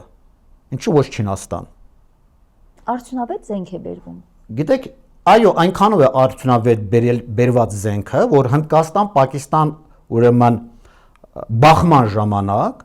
Հայաստան բերված հրթիռահրետանային համալիրները կարողացան Պակիստանի ստորաբաժանումներին ճնշել։ Այնպես չէ, որ մենք չպետք է ուրեմն ճշմարտությունը չարձանագրենք։ Ես քիչ առաջ ասացի, որ քարորիա պատերազմի ժամանակ որից է մեկին պաշտպանելու, մյուսին թերագնահատելու խնդիր չունեմ։ Նույն ձևի այս պարագայում եմ ասում։ Այսօր մեր հայկական բանակը զինվում ու սպառազինվում է։ Թե ինչ մակարդակով, թե ինչ տեմպով, ինչ արագությամբ, եթե որոշ, ասենք, քաղաքական գործունեություն դա դուր չի գալիս, դա արդեն այլ խնդիր է։ Բայց հայկական բանակը այսօր, որ զինվում, սպառազինվում է, օրեցօր հագեցվում է, դա անհերքելի փաստ է։ Դա ճշմարտություն է, դա իրականություն է։ Դրա մասին է նաև խոսում թշնամին, Ադրբեջանը, որ Հայաստանը խաղաղություն է թմկահարում, խաղաղության խաշմերուկ, բայց այսքան զենք զինամթերք սպառազինություն է ձեր բերում։ Ինչ է անում նույն Ադրբեջանը։ Ադրբեջանը միլիարդներով, տասապատիկ, այո, հարյուրապատիկ ավելին է զենք է զինում, գնում։ բայց դա չի նշանակում, որ մենք պետք է ասենք, որ մենք չենք զինում, մենք չենք սպառազինում, մենք էլ ենք Հետևյալն է, զինվում։ որքանով է արդյունավետ գնված զենքը, օրինակ Հիմա ասում գալիս եմ դրան։ Այո, խնդրում։ Հիմա գալիս եմ դրան։ Գիտեք ինչ, երբ Սերժ Սարգսյանը իր հայտարարությունների ժամանակ հռչակեց, որ մենք 80-ական թվականների մահաբեր զենքով ենք սպառազինվել, իսկ Ադրբեջանը սպառազինված էր 2000-ական թվականների զենքով, ավելի արդիական, ես պետք է ասեմ հետևյալը. 88 թվականների զենք, զինամթերքը, սպառազինությունը մահաբեր չէ արդյոք։ Իհարկե մահաբեր էր։ 44 օրյա պատերազմի ժամանակ ես ուղիղ 46 օր եղել եմ ռազմաճակատում առաջնագծում Խրամատի մեջ։ Իմ ձեռքին եղել է 80-ական թվականների զենք, զինամթերք, սպառազինություն, որով ես կարողացել եմ ճնշել ինձ վրա հարձակող թշնամու ստորաբաժանումներին։ Այստեղ խոսքը զենքի արդիականության եւ արդյունավետության ձեռբերման որակների ու քանակների մասին է։ Հարցը նրանում է, որ թե ինչքանով է արդյունավետ։ Ես կարծում եմ, որ ձեռք բերվելիքը անհամեմատ քիչ է։ Անհամեմատ։ Ես շատ կցանկանայի, որ այնքան մերոնք զինվեն, սպառազինվեն, որ տեղու դադար չունենանք։ Բայց ունենք այն, ինչ որ այսօր ունենք։ Հարցը նրանում է, որ մեր ձեռք բերվելիք սպառազինությունը մենք էլ ենք փորձում ժամանակի հետ համահունչ քայլել։ Եվ մեզ առաջարկություններ է կատարում նույն Իսրայելը, մեզ առաջարկություն է կատարում, ասենք, նույն այսօր Ռուսաստանը, մեզ առաջարկություն է կատարում Հնդկաստանը, Չինաստանը։ Եվ այսօր մենք կարողանում ենք զենք, զինամթերք, սպառազինություն ձեռք բերել այնքանով, ինչքանով որ հաջողվում է։ Այլ բան է, թե ինչպես է հաջողում, ովքեր են իրականացնում այդ ձեռքբերումը։ Այդ ձեռքբերումը արդյունավետ է, արդյունավետ չէ, լիարժեք է, լիարժեք չէ։ Կարելի էր ասենք դաշնակից երկրից ավելի համապատասխան, ավելի լավ գներով ձեռք բերել, քան օրինակ այսպեսի մի օրինակ եմ բերում, ես ասեմ եւ դուք խնդրեմ լսեմ ձեզ։ Ասում է Հնդկաստանը օրինակ արտադրություն ունի ռուսական, որը իր երկրում իրականացնում է, ռուսական արտադրանք է։ Հիմա Հայաստանը փոխարենը գնա դեպի Ռուսաստան, Ռուսաստանից այդ արտադրանքը ուղիղ արտադրողից գնի, գնում է Հնդկաստան, Հնդկաստանից գնում է ռուսական արտադրանքը, բնականաբար ավելի թանկ գնով։ Իսկ այս տրամաբանությունը միայն նրա համար, որ շրջանցի Ռուսաստանին։ Աբսուրդ չէ, սա որքանով է բխում մեր շահերից։ Ուրեմն նայեք հետևյալը ասեմ։ Այսօր Ռուսաստանը գտնվում է ծանր կացության մեջ, պատերազմի մեջ է։ Այսօր ամբողջ Եվրոմիությունը, ամբողջ Եվրոպան դուրս եկել Ռուսաստանի դեմ։ Եվ Ուկրաինայի թիկունքում կանգնած է եւ Վաշինգտոնը, եւ Եվրոպան, եւ Թուրքիան, եւ դրանք բոլորը զորակցում, աջակցում, զինում սպառազինում են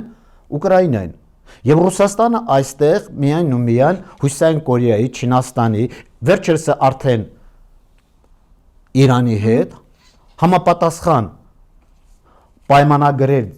ձեր բերելու արդյունքում ձեր բերեց որոշակի սպառազինություն։ Բայց Ռուսաստանի հետ մեր պայմանավորվածությունները, երբ մենք պայմանավորություն ունենք զենք զինամթերք ձեր բերելու, մենք այդ զենք զինամթերքը սկզբնական փուլում չենք ստանում, բայց պետք է ձեզ հավաստեմ, որ Ռուսաստան արդեն բարի կամեցողություն է հայտնել, Լավրովը հիշում եք բարի կամեցողություն է հայտնել, որ պատրաստ է մատակարելու զենք զինամթերք սպառազինություն։ Եվ Հայաստանի անվտանգությունը պաշտպանելու։ Եվ Հայաստանի անվտանգությունը պաշտպանելու։ Հիմա ընդունում է Հայաստանի իշխանությունը այդ Այո։ ձեռքը մեկնած։ Այո, ընդունում է, բայց գիտես ինչ, ընդունում է ոչ այնքանով, ինչքանով մենք ենք կամենում։ Եվ իրենք այս վերջերս հայտարարեցին, որ Ռուսաստանի հետ բարիդրացիական ավանդական նախկին գործառույթները սկսում ենք շարունակելը։ Եվ չեք տեսնում վերջին ամիսներին չենք հարակոծում, չենք քննադատում Ռուսաստանին։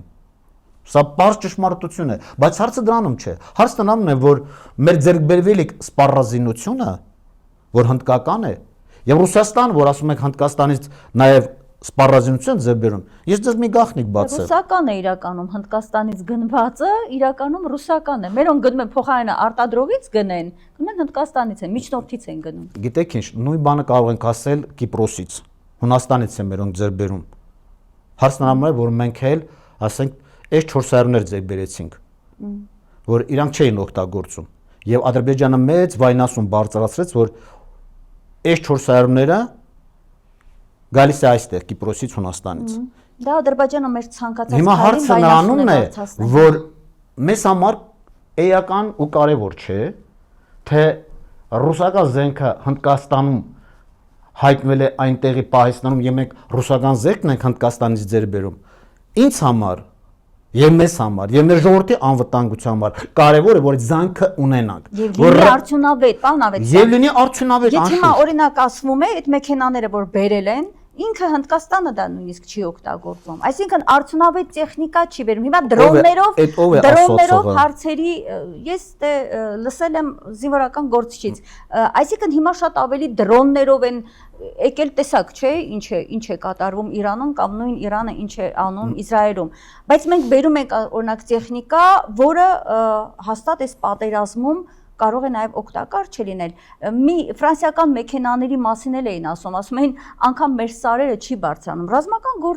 գործիչների խոսքն եմ փոխանցում։ Ես չեմ ասում, ես լրագրող եմ, ընդհանրապես ձեզ փոխանցում եմ ասվածը։ Պետք է մարդկանց հիասթափեցնեմ այդ ռազմական փորձագետներին, այդ լավ փորձագետներին պետք է հիասթափեցնեմ, որ այդ բերված զենքը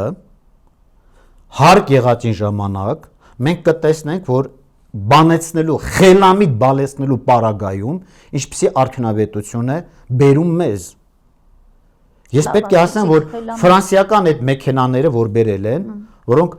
ռուսական պատրիոտ մեքենաների զուգահեռ նման էին, ասենք ռուսական պատրիոտ մեքենաները ինչով են առավել ֆրանսիական բերած այդ մեքենաներից։ Կարող եք ինձ ասել։ Ես որպես զինվորական գիտեմ, որ ֆրանսիականը մի քանի գլուխ ռուսական պատրիոտներից լավ է։ Շարժունակ է։ Եվ բացի դրանից, գումարը կներեք, իսկ գումարի համար էլ է ասվում, որ ասենք ռուսական կողմից մենք ավելի մի քանի անգամ էժան ենք։ Իսկ մեր փոքր Հայաստանի համար դա շատ կարևոր է, չէ՞։ Անշուշտ։ Դա այդպես է։ Անշուշտ դա պետք է, իհարկե պետք է հաշվի առնել այդ ամենը։ Գիտեք ինչ, եւ անտեսում են, եւ ես կարծում եմ, որ այսօր էլ երբեմն տեսնում եմ, որ կոռուպցիայի բացահայտմամբ այս իշխանավորին բռնեցին, այս իշխանավորին բռնեցին, այն նախկին ժամանակներում են նույն եղել, որին բռնացրել են, կալանավորել են, հիմա էլ են, որին բռնում են, կալանավորում են։ Այսի մեր ազգի փթախտն է, այսի մեր էության փթախտն է։ Բայց եք տեսնում, որ մեծ խոշոր ձկները, ինչպես ասում են, մնում են։ բայց այն փոքրիկ ձկնիկներն են միշտ ընկնում, հա, այսպես թափի տակ, եւ այդ նույն համակարգը շարունակվում է, ինչպես երեք էր, այնպես էլ այսօր է։ Թեպետ Փաշինյանը եկավ իշխանության կոռուպցիայի դեմ պայքարի եւ դրոշակ պարզած։ Դժբախտաբար այդպես է, ես պետք է ձեզ հետ համաձայնվեմ։ Դրա համար էլ մեզ պետք է ազգային համաձայնության կառավարություն ունենալ։ Այո, այո։ Մեզ պետք է զուտ ազգակենտրոն եւ միատար միակազմ բանակ ունենալ։ Մենք պետք է բանակի բարեփոխումները, որ անց է եկածնում, ծածկադմփոցի ուժը կորցրած համարել նախկին բարեփոխումների բոլոր համագրերը իսկ այսօր եւ նոր Պարոն Ավետիսյան, մեր եթե ժամանակը ավարտում է, բայց ես չեմ ուզում ձեզ ընդհատել, որովհետև շատ կարևոր բաներ եք ասում։ Այսօրվա բարեփոխումներն ինչ են։ Այո, եւ նոր բարեփոխում իրականացնել բանակը դարձնելով միատար, միակազմ կենտրոնաձիգ։ Պետք է լինեն միայն ու միայն բանակում զինվորականներ։ Քաղաքացիական ծառայության գտնող մարդիկ պետք է միայն ու միայն ոչ կարևորագույն, ոչ էական նշանակության, սպասարկող ապահովող կառույցներում իրականացնեն գործառույթներ։ Այո, այո։ Այսինքն այն բարեփոխումները, որ այսօր իրականացում են, եթե կարելի է կարճ, ինչպես կբնորոշեք։ Թե տարբեր ինչ-որ այսպես Կիսապրատ։ Իմ կողմից նաև անընդունելի, որ այսօր բանակի բարեփոխման կապակցությամբ, երբ ուզում են ժամկետային զինծառայողների վերաբերալ գումարներ ուրեմն առաջարկել, պաշտպանության նախարարությունը քվոտա է առաջարկում, որ անընդունելի է, դա կազմաքանդում է։ Դա իմ կողմից ես համարում սրբապղծություն,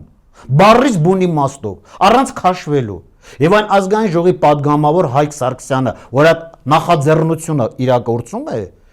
այսօր մերժվեց ի դեպ։ Այսօր մերժվեց եւ շնորհակ ես վաղուց եմ մերժվել։ Ինքն գլխից էր մերժվել այդ նախաձեռնությունը։ Բայց պետք է ասեմ, սա բանակի կազմաքանդման բանալին է։ Այդ բանալին արդեն օրինական ուժով։ Եվ պետք է մերժել։ Եվ պաշտպանության նախարարության առաջարկությունն էլ պետք է մերժել, որ պետք է տան քվոտա եւ այսօր պաշտպանության նախարարությունում 100 հոգու կտրվածքով քվոտա է տրված, որ այդ 100 հոգին պետք է կա։ Եվ իզոր միայն դրանց կարող ենք մենք այդ 100 հոգուն գումարով սահմանափակ ծառայության վերցնել, ժամկետային զինծառայության։ Դա նմանապես ոչ այլ ինչ է, եթե ոչ կազմաքանդման հարուցիչ։ Դուք պատկերացնում եք մարդու օրգանիզմի մեջ մտնում է մի հարուցիչ, մի վիրուս, եւ այդ վիրուսը նստում է նրա սրտի վրա։ Այսօր այդ վիրուսը պաշտպանության նախարարությունը քվոտայի տեսքով մտցնում է բանակ։ Ես դա չեմ ընդունում, ես դա մերժում եմ։ Պարոն Ավետիսյան, ձեր խոսքն անգամ կիսատ մնաց 44-օրյա պատերազմի այսպես ամբողջական գնահատականը տալու, ես խոստանում եմ ձեզ մի առանձին հաղորդում, որովհետև շատ կարևոր այսպես դետալներով խոսեցինք։ Ես կարճ մի բան կասեմ։ Առանձին կարծում եմ անդրադառնալ 44-օրյա պատերազմին, ինչ կասեմ։ Կարճ մի բան կարող եմ ձեզ ավելացնեմ։ Մենք 44-օրյա պատերազմի ժամանակ հաղթական կարգավիճակում կգտնվեինք, հաղթողի գրքերից կխոսեինք, եթե մեր ռազմաքաղաքական իշխանությունը պաշտպանության նախարարի գլխավորությամբ, գլխավոր շտաբի պետի գլխավորությամբ լինեին վճռական, լինեին քաջ, համարձակ եւ համարձակ նախականխիչ կանխարգելիչ գործողություններ իրականացնեին, ինչպես որ այսօր Իսրայելը իբրև թե կանխարգելիչ գործողություն է իրականացնում Պարսկաստանի միջուկային արսենալը, միջուկային ինդուստրիան չեզոքացնելու կապակցությամբ։ Մենք դա չենք արել։ 2 ամսուկես ավել թուրքը մեր քթի տակ հարավային եւ հյուսիսային բնագծերում ստորաբաժանումներ, սպառազինություն տեխնիկա էր կուտակում։ Մեր ահազանգերը երեխաների, հետախույզների համապատասխան զեկուցագրերը ստանում էին պաշտպանության նախարարության գլխավոր շտաբը նախարարը ու գիտես ինչ, ընդամենը զգոնության, զգաստության, սթափության կոչ էին հղում սուտուսին։ Մենք պետք է իրականացնեինք սեպտեմբերի 26-ից առնվազն մեկ շաբաթ առաջ, 10 օր առաջ նախականխիչ կանխարգելիչ գործողություն, որը դա ռազմական արվեստաբանության մեջ գործող դրույթ է, ինչպես որ այսօր Իսրայելը պատճառաբանում է, որ մենք իրականացնում ենք կանխարգելիչ հարվածներ, չեզոքացնելու միջուկային վտանգը, չեզոքացնելով Իրանի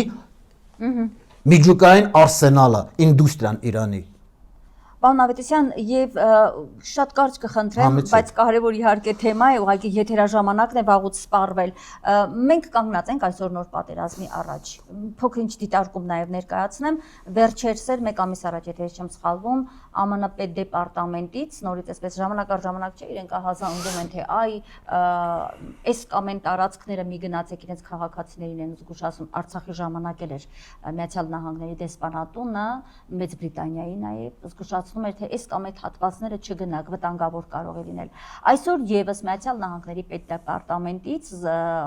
այսպիսի զգուշացում կար, որ հնարավոր է ագրեսիա իրականացնի Ադրբեջանը Հայաստանի նկատմամբ։ Այս իրավիճակում իդեպ ռուսական կողմը եւս նման հայտարարությունների կարգով այսպես լուր տարածվեց,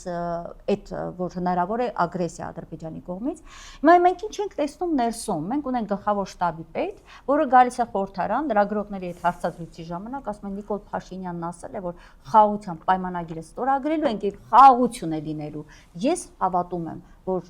վարչապետն ասում է խաղաղություն է լինելու, ուրեմն հիմքեր ունի։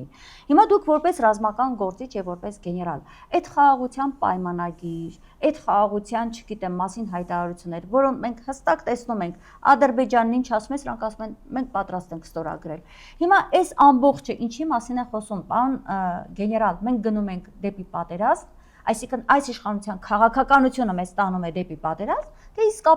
իսկապես նրան հաջողվելու է տարածաշրջանում եւ մեր երկրում հաստատել խաղաղություն։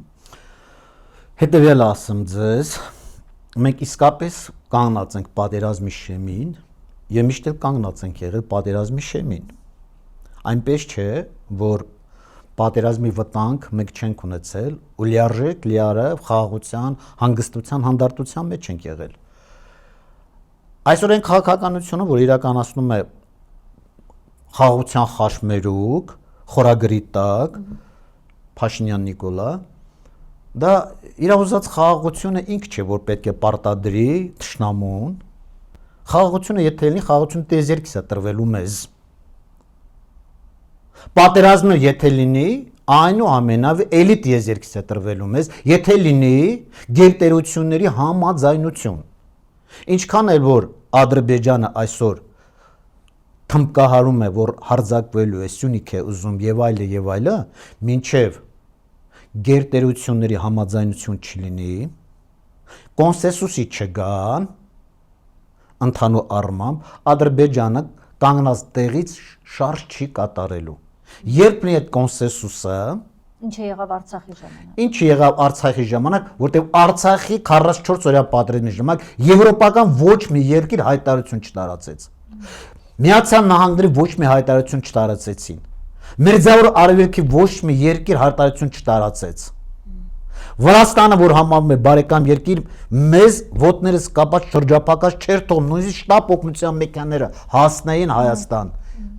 Այնպես որ խաղաղության խաշմերուկը լավ նախաձեռնություն է, բայց մեզանից չի կախված այդ խաղաղության նախաձեռնությունը։ Ոչ իրատեսական է, կարող ենք այդպես ասել։ Ես չի ասի ոչ իրատեսական է։ Ինչ է դա։ Դա իրականության մեջ մարտավարություն է, քաղաքականություն, որ իրագործում է տվյալ ուրեմն քաղաքական թիմը, եւ ես կարծում եմ դա իր մտածածը չի, եւ ես կարծում եմ ու գտնում եմ, որ դա հուշել են իրեն։ Ովքեր, որտեղից։ Որ ովքեր իրեն բերել են իշխանության։ Ովքեր են աջակցել են, օգնել են, որ տեղ է ունեցել իշխանափոխություն խիստ պարտադրանքի արդյունքում։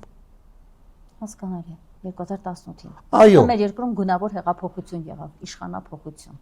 Գունավոր տեղափոխություն ա եղել։ Դա էլ մեկ այլ թեմա է, վստահ եմ շատ հետաքրքիր կլինի ձեզ հետ զրուցել այդ թեմայով։ Այսինքն մենք կանգնած ենք, այո, ինչպես դուք կարծում եք։ Պատերազմի շեմին ենք կանգնած 5 րոպե պակաս։ Որի դիմագրավելու, դիմակայելու համար մեզ ինչ է պետք, խաղաղության պայմանագիրը այդ թուղթը, թե պետք է հզոր բանակ։ Մեզ պետք է հզոր բանակ, իրավունք։ Մեզ պետք է պատրաստ հանրություն հասարակություն։ Այո։ Մեզ պետք է կամավորական հզոր շարժում, մեզ պետք է միասնություն, միաբանություն, մեզ պետք է հաշտություն, մեզ պետք է հոգևոր ոգեղենություն, Եվ ամենից կարևորը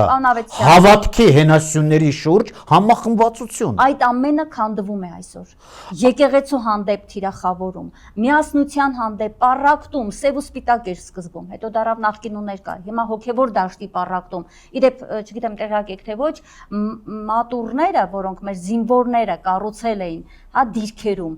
Փաշինյանի ներքին հրահանգով փշրվում, ջարդվում, քանդվում են։ Այսինքն, ես չգիտեմ, այս մարդը մեզ ուր է տանում դավանափոխության, դուր է գալիս, ասենք, Փաշազադե էր թե ինչ էր, Փաշօղլի էր թե ինչ էր կոչվում այդ մարդը, մուսուլմանների գլխավոր, հա, այսպես հոգևոր Փաշազադեն, այո, մեկը մեկով կրկնում է կամ Ալիևին, կամ Փաշազադեներին, կամ Էրդողանին, մենք ձեր ասած միասնության ուղով չենք գնում, մեզ ծեփում են պատեպատ, պառակտում են ներքին դաշտը, թուլացնում են եւ թե ինչ է լինելու վաղը մեր, չգիտեմ, իրավիճակը, երբ որ պատերազմ ճայթի մեր գլխին, ես դժվարանում եմ ասել, որպես գեներալ, վերջին խոսքով ավարտենք, խնդրեմ։ Համեցեք, պետք է ասեմ, որ այսօր եկեղեցու հանդեպ սկսված այս արշավը ես չեմ ընդունում, համաձայն ու հաշ չեմ այս արշավի հետ եւ նույնիսկ դատապարտում եմ ու գտնում եմ, որ պետք է եկեղեցին այսօր իբրև հենասյուն, իբրև պետության ողնաշար, պետք է ուրեմն ինքը լինի խնամքի, ինքը լինի հոգատարության կենտրոնում։ Եվ ոչ միայն պետության կողմից, այլ նաև մեր հանրության կողմից։ Եվ ես գտնում եմ, որ իրականության մեջ, ինչքան է որ եկեղեցին թիրախային լինի, ինչքան էլ եկեղեցում լինեն խոցելի կողմեր, այնուհանդերձ մենք շրջապատված լինելով թշնամիներով, այնուհանդերձ մենք ունենալով վտանգ կործանվելու, կորցնելու պետություն, ինքնականություն, մենք պետք է եկեղեցուն ամուր հենասյուները գրկած պահենք, մենք պետք է եկեղեցու փեշերից կախված կարճած լինենք։ Եվ այստեղ կարծում եմ, որ մեր հանրությունը ինչքան է որ եկեղեցու նկատմամբ ինչ գունագեղ, ինչ խճանկարներով արշավ իրականացնեն, հանրությունը